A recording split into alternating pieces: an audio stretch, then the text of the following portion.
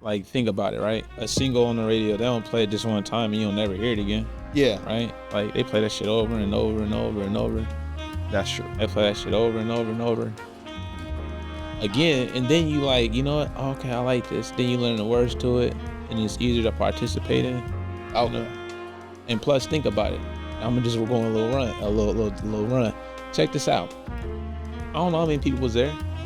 Yeah. We don't know if the same people gonna be there that's gonna be there tonight. You know what I'm saying? So again, you always like introducing the song to like a new audience. So I would never be like, oh, I did it one time, like I'm not gonna do it again.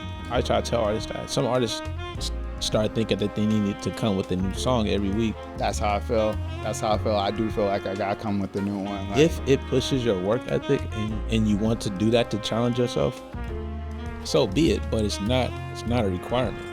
okay. You know what I'm saying? So, Cause I was ready, man. I had taken, I had done my little practice run-throughs at the house. I got here. I was like, I'm doing the open mic. I'm nervous. I'm scared, but I'm gonna do it anyway. And then, like, right as we about to go, like, I was talking to Mike, and there was something, and it was like, it's not gonna count for, or it's shifting the night we're doing like the league tryout. I was like, oh man, why I practice all this for the wrong day? Like, but now I'm here, I gotta do it, and so I did it. But then, yeah, I was like, now I don't have nothing to get in this league. I was ready to get in the league, and now.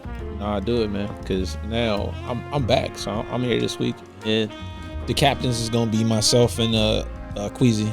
Okay. You feel me? Okay. So no, I definitely come in and get in there and perform the track again, because now you already performed it once, so you'll feel more comfortable doing it again. Yeah. You'll be able to perform it stronger. You feel me? Like more like yourself. Absolutely. But also you get a chance to get drafted, man. Put you on the squad, bro. See, that's what I want to do. I want to get in. Make some heat. Yeah, I want to get drafted. Man, all the performances folks did were so dope. And I seen just the level of work that people put into like the stagecraft of it. Like, you could tell folks at practice, like, this is how we're gonna layer as a group on the stage and stuff. It's your first time here, wanna see what I'm about. Lot of voices in the room, but I'm who bringing them out. Told them loyalty's a bond, they don't know what that is. They was looking for a wave, life will throw you right in. Follow crumbs through the storm, never saw no sign. So the one you came to, the performance was up here. Yeah. I saw that. And Big Mike, he was in my place. I watched a little bit of the footage, man. I thought my team's song was good, but the crowd response wasn't as large as they were for Jazz's team. Yeah. I saw Jazz's team, and they were down on the floor, off to the side, and Jazz is playing the guitar, and like, Lisa, I didn't know she was doing all of that. Yeah, that visual setup took it. Yeah. And then had Mariah. So listen,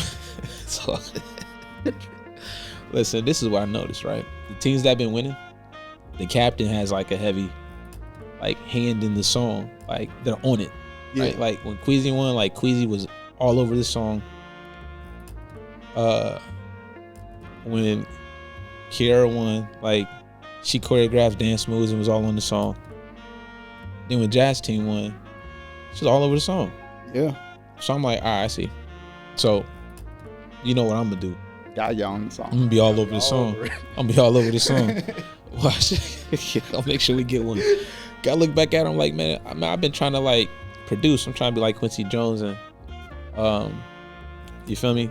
And like direct the song, and I'm picking like a producer, and I'm picking a, you know, like singer. I'm picking a rapper. You know, like I'm trying to put together. You know what I'm saying? Do it that way. But you see, I gotta hop on the song, man. You know what I mean? Swag it out. So. Absolutely. Yeah. It was real dope to see, and just, man, the timeline with it. That's what really was cool to me, is just like knowing this is not something that folks have been like doing for 6 months, but they got like choreographed spots they hit in, and like, oh yeah, it definitely was rehearsing though. You know what I mean? Because what we do is you got basically 4 weeks, and that time they had 4 weeks because it was 5 Tuesdays in that week, so they had an extra week to really to prepare. really get it there. Yeah, so typically the songs are done in like a couple of weeks, and then the rest of the time is for to rehearse and figure things out. So some come more during the week to figure out where they're gonna be, but part of our jobs as the captain is to give them that direction. Like, all right, well, stage presence is how you should where you should come in at, especially if it's just meaning y'all. Well, you got to move around like this and like this and like this and stuff like that. Especially like when it's not your turn on the mic, when it's someone else's turn, you gotta get out the way. Yeah. You know what I'm saying? Yeah. Yeah. So I'm excited about tonight. We took last month to reset to go into the fall. You know what I'm saying? So, but we got a batch of songs that was recorded over the last 3 months that we're gonna put out. And it's gonna be out for streaming. Yeah, it's gonna be out on streaming. Yeah. So. No, I'm excited for that. It's a bunch of them I wanna go back and hear again because I just only heard them just that one time. Let's see. Get the claps and you start that. You know what I'm saying? You hear it in the playback, man. Hear the playback. But yeah, man, we back, man. We back in the building. Backstage Podcast. Marcey Yates at the helm. Absolutely, y'all. It's BCS. What's up? BCS Raps. Yep, BCS Raps. Okay, that's what's up. Yeah, man. My guy, man, in the building. Y'all normally see him with the team. Absolutely. Either he doing a feature, hopping on the stage, or he is leading a GOTV campaign, or trying to get y'all to give y'all signatures for things we trying to get passed. You know what I'm saying? Up in Lincoln, you feel me? So absolutely, yeah, trying to make sure we folks are able to participate, have their voice heard, whether it's through voting and that process or through direct democracy, and just a chance we have to put stuff on the ballot and really just use the people's voice. And it's a big part of, especially this year, this campaign, it's been making sure the folks are able to be heard. And that's always been my favorite thing about everything we've been talking about, open mics, performing music, is, man, that expression, that being able to say what you want to say. Mm-hmm. It's my favorite thing. It's so cool. Yeah. So when I met you, I think it was summer 2020. Yep. Right. So a lot of commotion was going on in the city. A lot of attention was on protesting. A spotlight was on the Culture House at the time because we were a hub for organizing and just getting out the messaging. You feel what I'm saying? Absolutely. And I know that you was here and you was on the front lines too, man, helping out and things like that. And I remember when we started doing the candidates for the cultural forums and we started doing more civic engagement, you were always there to participate and partner up with me, man. So you've been locked in with us for about 6 years now. Yeah. Almost. Time you know what I'm flies. saying? Right. It really does. Yeah, time be flying. Yeah. I remember first coming down here. Came down for that work, that very important work that was happening. And really, I mean, that's what originally kept me down here was I appreciate it. I seen what you did and you opened the space to that piece of work that matters so much. And our ability as a community to be able to protest and stand up for each other. And it's so many different businesses, organizations, all those various different things that talk about doing real important work. And a lot of things I see don't follow through. And I seen that follow through and I see you open up the space. And I was like, as long as Culture House is here, I will be here. That's what's up. Yeah, man. That's what's up, bro. Man, just trying to do a job, bro. Just trying to do a job. That was all. But now you fast forward and it's the summer 26. Do you feel like it's the same kind of energy, or you feel like that's kind of died down a little bit? What you think? I would say I wish I could say it was the same energy. Because I think a lot of energy folks' engagement has been died down. And it's not even that. It's just folks are exhausted. In a way, I think in 2020, people have been resting, and then 2020 happened, and folks realized they couldn't rest. And I think people been, for the most part, trying not to rest for the past 6 years, and I think people are tired. And so it definitely can be tougher to motivate folks, but again, to the same way, like was just saying, different things. Folks talk a big game, but don't necessarily show up. It's still people showing up, and all the people who are still showing up, I appreciate that, and it'll be people who come back into it in 2-3 years, and that's cool too, because folks got to rest. But there's definitely some dedicated folks still showing up, and I think they're really carrying a lot of the work for a lot of us. Yeah, man. Because honestly, I tell people, it's not a job, like when you're, fighting, injustices, but also when you're trying to get people to care about stuff they know they don't care about, like to vote and, all those kind of things like that. To some people, it is a job because, you start getting like these grants and there's money to pay people to go canvass and to, spread the word and things like that, right? But that's like only during a period of time throughout the year. Now we're talking about like all throughout the year for those 2 years and then for those 4 years, right? Yeah. There are some people that are dedicated to that. Sometimes I wonder, is this something that can actually like be accomplished? Mm-hmm. Like, and what I say accomplished is, it's kind of like the same narrative every election season. I'm talking about here specifically, right? And then we can talk about like, on the presidential level, right? Mm-hmm. But when we're talking about like locally here, right? And every election season, like with our groups, right? It's like, okay, increase the vote North Omaha, right? And then like money goes into coming up with some kind of like programming to like increase the vote in North and South Omaha, mm-hmm. right? Like every time, right? And the strategies are canvassing, phone banking, doing events, right? Where you can like encourage people to get out and vote, but then also registering voters, like, all those kind of things, right? Yeah. Those are the efforts that like I see that happens all the time. You have people been organizing for a long time, right? And you have this constant like battle between like Dems and then Republicans and whose strategy is better, who has the better candidate.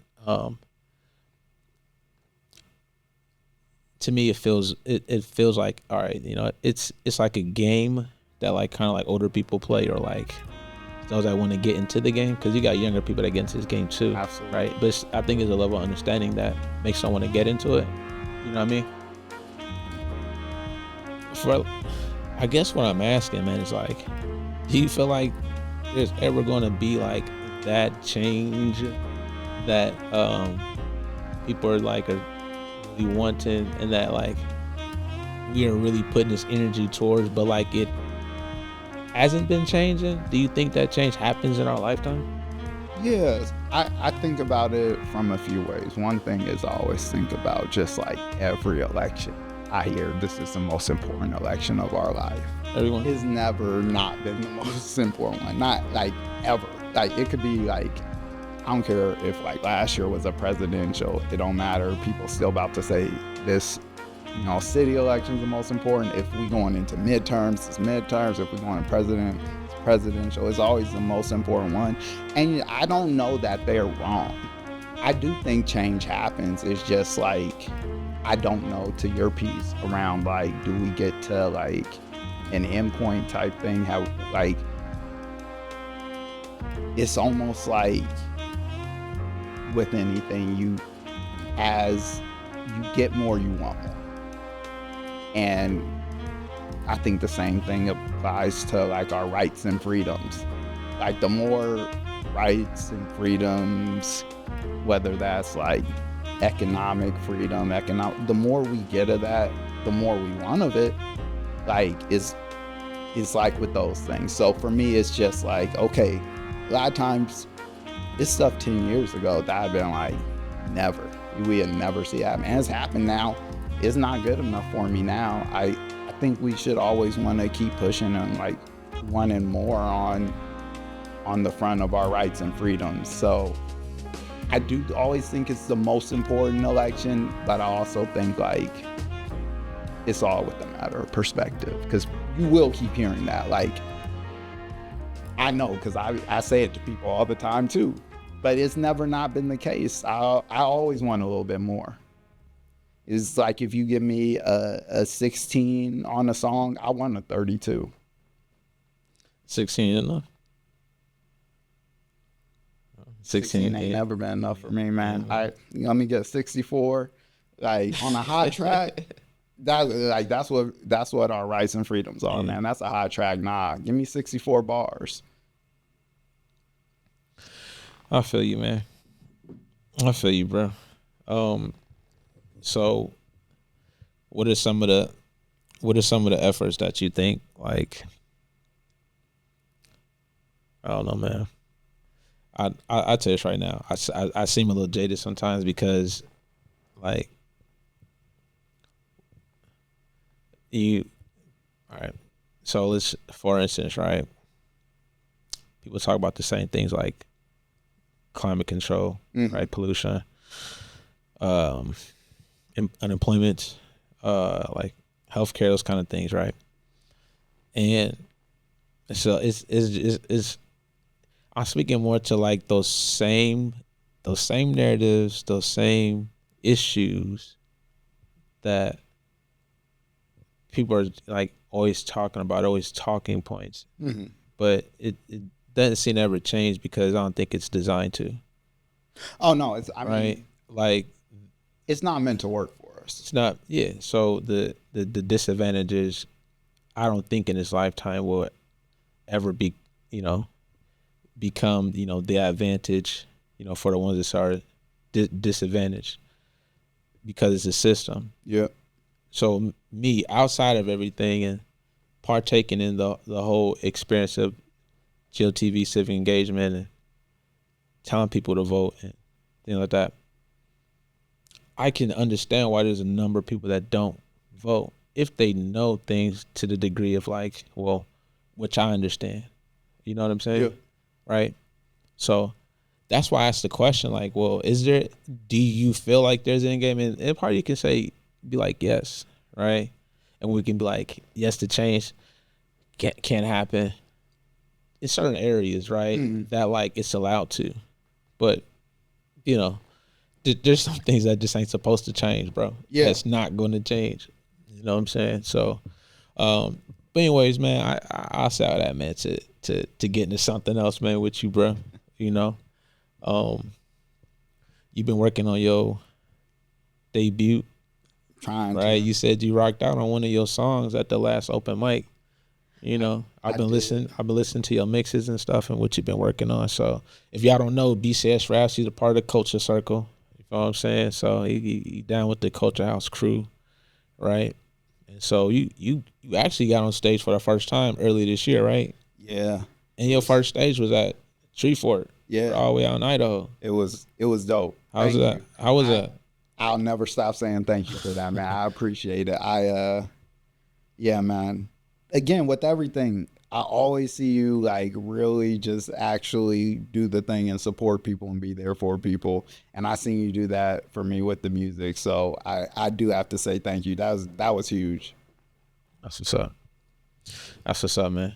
I remember playing there last year. Did you go last year? Yeah. You went to one last year too? Yeah. Okay. Yep. See, that's crazy. All right. So yeah, I mean, speak on it though. So from the first year going and then just watching, and then the next year you're actually like on the stage.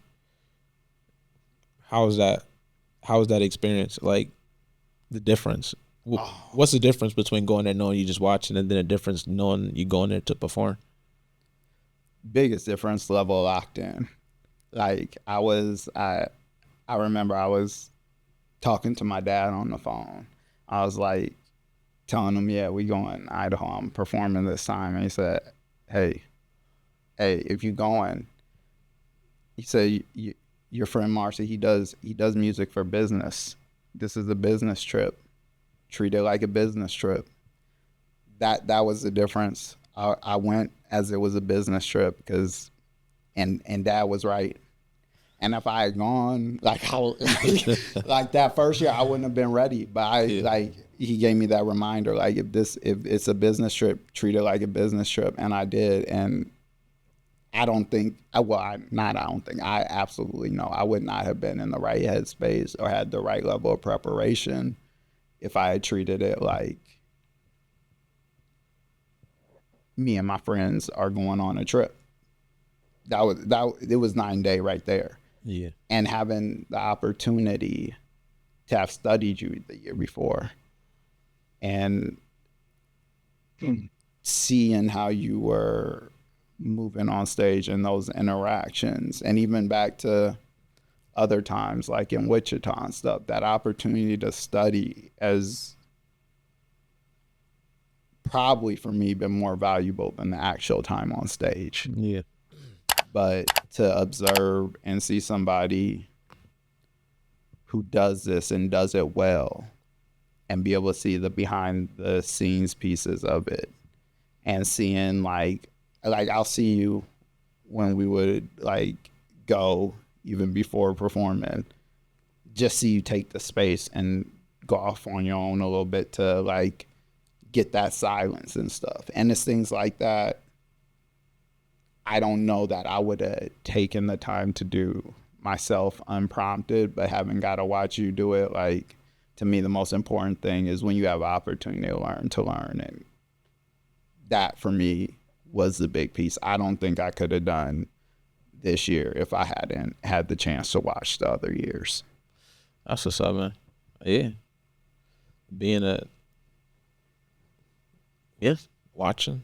Watching and learning, man, and observing. I don't know who picks up on anything that I be doing, bro. I be locked in, and that's the thing too. I think like a huge part of this stuff, man, is not worrying about the outside noise. Mm-hmm. And much like what your dad is saying, like, I try to treat it like a business. So if I'm booked, like these people are spending money on me and they're expecting a certain like product, so I have to deliver. Absolutely. It means I have to know my stuff. I gotta know my lyrics. So I have to plan out how I'm gonna perform this show. Like if I don't have a DJ, if I don't have a band, if it's just me, like I have to have that thought out and think of how I'm gonna take up space and how I'm gonna take the stage and how I'm gonna, deliver.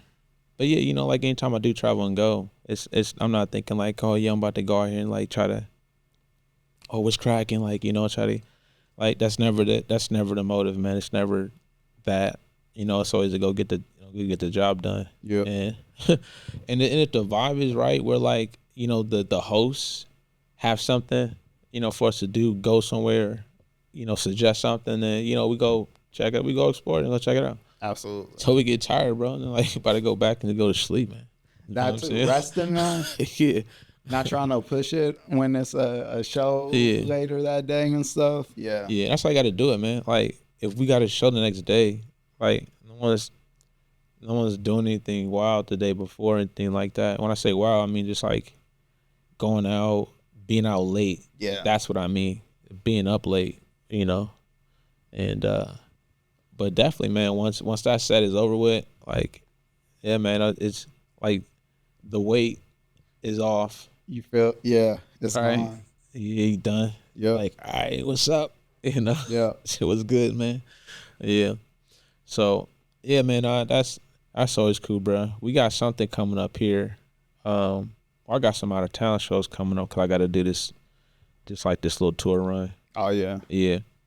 For this McDonald's shit, man. So we get outside, do some shows in these other markets.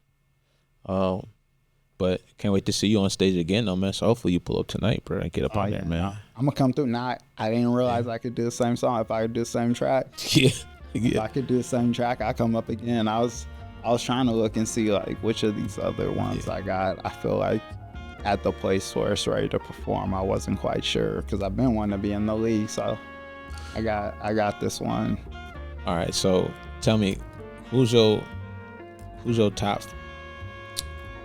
All right, give me your top 5, like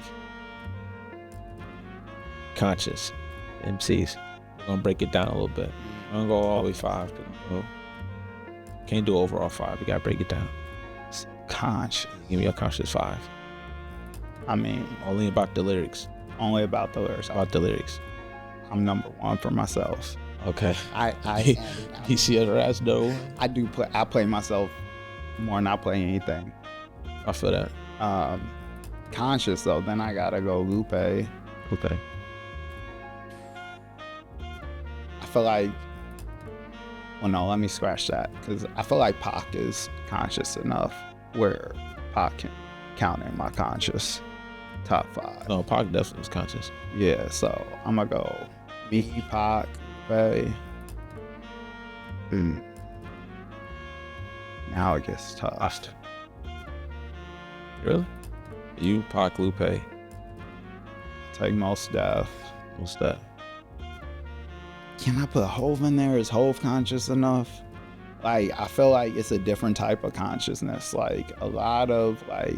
All right, so let me break this down. So, consciousness I'm referring to is introspective and knowledge. You dig? And so, like, and then we're gonna go street rap. Okay. So they're gonna go on. We're gonna pull up them over there. Okay. So no, we're not gonna put them in this category. Like, this category is like dudes we drop in science. Okay. You know what I'm saying. All right, so I got Lupe over there. Man, see, half of this is... Look, I think Most Def is fair to put in there. I put Common in there. Oh, man. Lupe, I put in there. I wasn't thinking of Common. Yeah, Common. Actually, I'm sorry, Pac, but I got to bump Pac down the slot because Common is absolutely up there for me with like, with conscious rappers. Like Pharoah Monch, like, these dudes like that. No, but yeah. So I got Common, Lupe, Most Def. Yeah, I'll tell you. Yeah. Okay, so say it again. BCS Raps. Common, Pac, Lupe, Most Def. That's solid. Okay. All right, street rappers. Like street rap, and you just catch that, like, glorify everything from riches, hood shit, to drugs, paraphernalia, and saggy jeans. Yeah, this is where I live music. Yeah, no. Give me Jay. Give me Biggie. I know y'all was look at me funny in the group chat, but I'm a stand on it. Give me some YG, man. YG? Yeah, YG is YG? For sure. The top 5 street top rap? 5, yeah. Okay. For sure. So who I got? Jay, Biggie, YG, I'll take Pusha T. And who else would I in my top 5, man? Top 5 feels so valuable. I hate to put a name up there. I can't really. Can I put Eminem in there? Does that count? Is that that's not really street? Nah, he's like emo. Wayne. I'll put Eminem in the no, I ain't gonna lie. Eminem could, he got to go in the lyrical category. Okay. He's in the lyrical category. I ain't gonna call it street rap. He hung with some street dudes though, I think. Who'd you say? Give me Wayne. Wayne? Lil Wayne? Yeah. I bet. I'll take that. That whole mixtape run was my entire high school years. I'll take that. Lil Wayne did have a run though. It was going crazy. I don't think there's ever been a better stretch of hip hop. At least like that I've been like old enough to enjoy, that Wayne streak, nothing beat it. Sure. I feel like that era of Wayne is, that's unmatched. I don't know if anyone will ever be able to match that, man. I feel that. I think I feel that way about the Joe Budden era. Yeah. Yeah. When he was on his run with the mood musics and the pattern rooms and stuff. Yeah. Like, listen, absolutely. people don't understand. Like, this was before like the streaming was going crazy, but like this is why I hold Joe Budden in a high regard for like lyricists, because he was cold. You know what I'm saying? He was one of the dudes who like talked about himself and experiences, but from like almost talking himself out of like depression and shit like that. You know what I'm saying? Like he was kind of one of the pioneers for that, like kind of like music. And like Kanye like I feel like Kanye like you know, because think about it, man. Kanye raps was different. Like when he was rapping, like you have to understand like what he's talking about, right? Like his perspective. Because when Kanye came out, like that was the height of like bars and like street rap, but like also like it like. And if you was like underground hip hop, then it's like on some sharp lyricism. You know what I'm saying? And like Kanye was always somewhere like in the middle of somewhere in the middle of that. He could tell a joke without being a parody. And you can understand it. It was less like metaphors that went over your head. And less punchline heavy. Man, you know what I'm saying? Ends I push Miracle was. Yeah, and that's probably one of his strongest. Like but it's funny. That's why it's good. And he thought that was so. He thought that was so hard too. Yeah. And I was like, all right. Yeah, I love that line, man. You know, but Kanye. All right. Since we talking about him, I'll talk about like because I like the producer and rappers kind of dudes. That's like where I come from, like dudes that make beats and rap. So that's why I really liked Kanye. I really liked Jay Dilla. I really liked Madlib. Really liked Q-Tip and Pharrell. You know, dudes that can cook and that hop on the mic. Dr. Dre. I just got a respect for them. You know what I'm saying? Like, and the one thing about those dudes is like none of those dudes is anyone says like, you know, the best lyricists ever, like go to is like, nah, but they make good music. You know what I'm saying? Right? And I make good music and make good songs though. Yeah. You feel what I'm saying? Yeah. And so I remember like when Kanye first dropped the beats, I didn't realize I was already listening to his beats, you know, because he had beats on Jay-Z stuff. You know what I'm saying? Before like Benny Siegel. So like, you know what I'm saying? Didn't even know why I loved it so much. Didn't even know why, but like it was certain songs where that soulful sample came on, that like high speed pitch, that high pitch, you know, you'd be like, you feel me? Then so H to the Izzo, didn't realize like until I was mad older. I was in high school when he dropped that. Yeah. And I was like, what is this beat? Yeah. It was just refreshing, man. So, shout out to Kanye though, man. That's my guy. He's definitely a top fiver well, he probably number one most influential dude ever, I think, in the music business or just entertainment business. Oh, yeah. Number one by far. I think it's tough to argue with that. Yeah, his politics been driving me crazy, but that man, it can make music. Yeah. Like, the production is just insane, and the variety of styles is that for me is the thing. Like,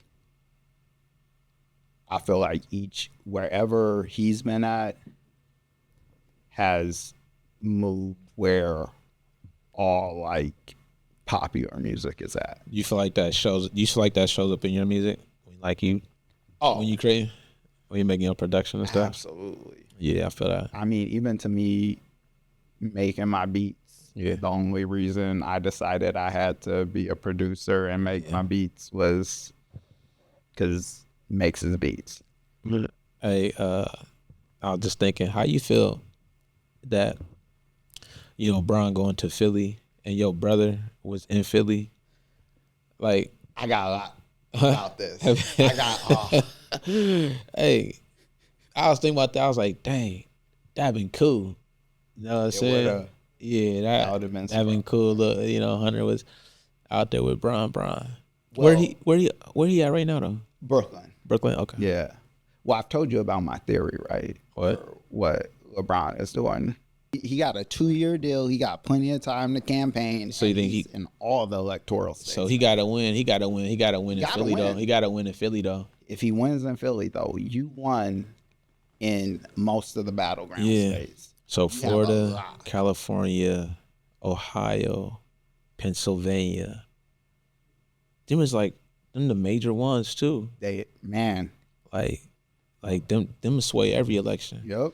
He got it. He got it in the bag. All you gotta do is go to Philly and win like they're supposed to. Hey, Brian, you smooth, boy. I know, you slick, boy. Yeah, I'm out here ruining plans. Yeah, hey, slick, boy. I see you. He making his next move. Yeah, okay. Nah, they and the crazy thing is that Brian actually has a chance to become president. Oh, absolutely. And he's rich. And he's rich. You could pay for your campaign, but you what? You win the NBA championship in all those states, you ain't got to. You know how much money he can raise for his campaign? Easy. You know how quick I'm donating to the LeBron James for president campaign? Yeah, maybe that last season with the Lakers was going to, you know what I'm saying? Like that LA money was his campaign money. He saved all that. You know, he got so much other money. I see what he doing though. Damn, he crazy. That ESPN, like behind the scenes, 24-hour following the LeBron presidential run. Like, I'm ready for that. Yeah. LeBron got my vote. So maybe he'll run for it when he's 44. He's 42 this year. So the next election, he'll be 44. Yeah. That's the right amount. Obama He's 48. Yeah, man. Whew. All right. Well, there it is, guys. Y'all heard it first. LeBron for president. And I'll definitely be on the on his side of things. Oh, absolutely. Right? So assuming he stays where he's been at on things I've seen. So you think he got a good chance to win in Philly? Oh yeah. Sure. I think they got a good shot. I hate to say it. You talked to your brother since Philly signed LeBron? No, man. You know, he at that age, like, too cool to talk to family. He out here really doing it. Yeah, and I remember being that age too. Yeah, and he in the NBA, bro. So it's different. Can you imagine being 21, 24, 23? Was he 23, 24, 23? Yeah, I'm gonna have to start counting backwards. Anyways, from my age. Can you imagine that, dog, and then you in the NBA, bro? So that's cool. Man. That's one thing I'll say. I've always been real proud of him because throughout his stuff, the way he's handled it, I would have never handled it so well. I would have acted a fool. Oh man. Bruh. I feel it. Listen, I ain't gonna have no time. I ain't gonna have no time to talk to family, man. No time like become an established veteran in the league. Yeah. And start having some kids and all of that, man. Yeah. Then but no. I feel him though. I ain't about to hear from him. He be chilling, man, him and his little girlfriend and stuff. He be posting her. Yeah. I'm surprised he kept her. You know what I'm saying? So I will say I'm still undefeated against him now. Really? When I started to see him get a little too good, I stopped playing him. But you gotta keep your undefeated rank as big brother. That's what you gotta do. He start getting good. Shit, hold on, bro. Go ahead, man. Yeah. Well, I beat you last time. Yeah. So don't forget that. Hey, what was the score last time? It's been 15 years, but I still got it. Okay. How old was he when you beat him last? It was probably right before he went to high school. That's when I said he was. Before he went to high school? Oh, okay. Yeah, when he was going to high school, he started getting too. Did you know he was going, like, was his goal to go NBA? Absolutely. Always? Yeah. He always said I'm going pro. He been wanting to go pro since we had one of them, was it like the Fisher Price? Yeah. Little basketball hoops in the basement. Okay. I mean, yeah. Since we had that little thing and we used to try and dunk on each other. And stuff. Yeah. That's cool, bro. I remember you would buy the Culture House merch for y'all family and stuff. And I love the merch. when you showed me a family picture, and y'all had on the, it was the first wave of the sweatshirts and stuff we did, and it was what was the tagline? Feed creativity, grow community. Yep. Like North Mall there. Yeah. I got all the merch. Yeah. Every piece I've been able to get, I get because I love it. And yeah, hey, fuck Kurt Russell up, bro.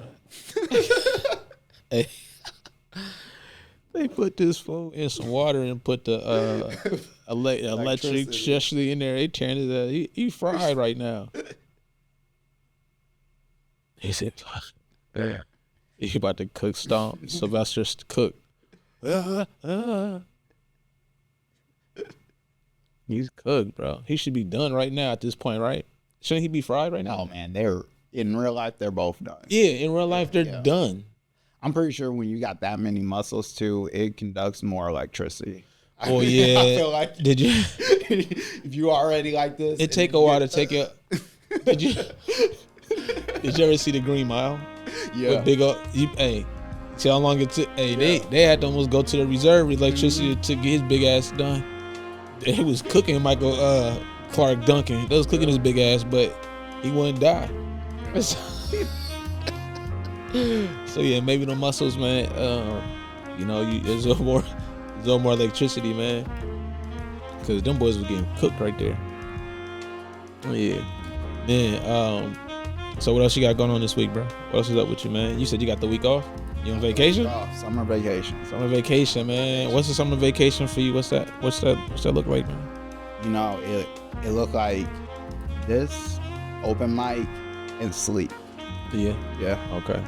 I was telling you, I got that headset, so then I just put that on, be watching movies on my wall and stuff all weekend. Yeah. That's gonna be cool, man. Pretty legit, bro. I ain't gonna lie, man. That's what's up. And more power to you, brother. You know, you gotta shoot me the link. Oh yeah. You know what I'm saying? Get one for myself. See how that go. You know what I'm saying? Gonna spice things up a little bit. Gotta try it out. Okay. So yeah, Future's here. We are here.